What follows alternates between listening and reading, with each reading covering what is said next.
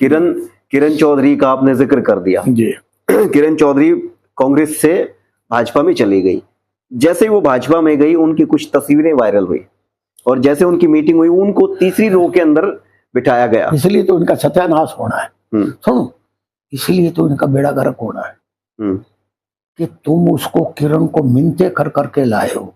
हाँ, ये क्या तुम्हारी पार्टी का डिसिप्लिन है और क्या तुम्हारा काडर है कि एक इतनी सीनियर लीडर को तुम तीसरी पंक्ति में कोने में बिठाओ? क्यों है?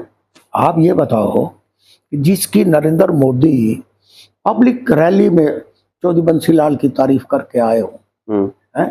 जिनको जिनको तुमने मना के अपनी पार्टी में लिया हो, क्यों बिठाया तुमने? पहले इनसे सवाल करो, क्यों बिठाया? क्या उस वक्त मनोहर लाल खट्टर की आंखें बंद थी? क्या नायब सैनी जी की आंखें बंद थी? रोहतक में प्रोग्राम हुआ तब भी तीसरी पंक्ति, दिल्ली में प्रोग्राम हुआ तब भी तीसरी पंक्ति, पंचकुला में प्रोग्राम हुआ तब भी तीसरी पंक्ति। क्या मतलब? आपको किसी को अपमानित करने का ठेका उठा रखा है क्या? इसलिए ये वो कहते हैं ना, विनाश काले विपरीत बुद्धि। क्यों गया वरिंदर छोड़ के?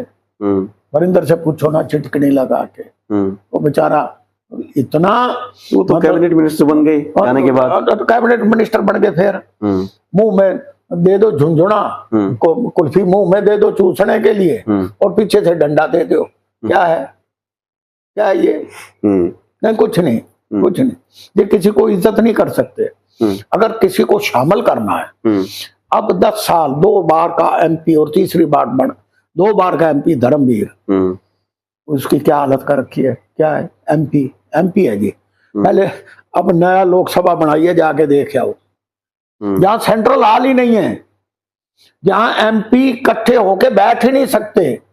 एक छोटी सी कैंटीन बना रखी है जहां समोसा ब्रेड पकोड़ा खाओ और प्रभु के गुण गाओ।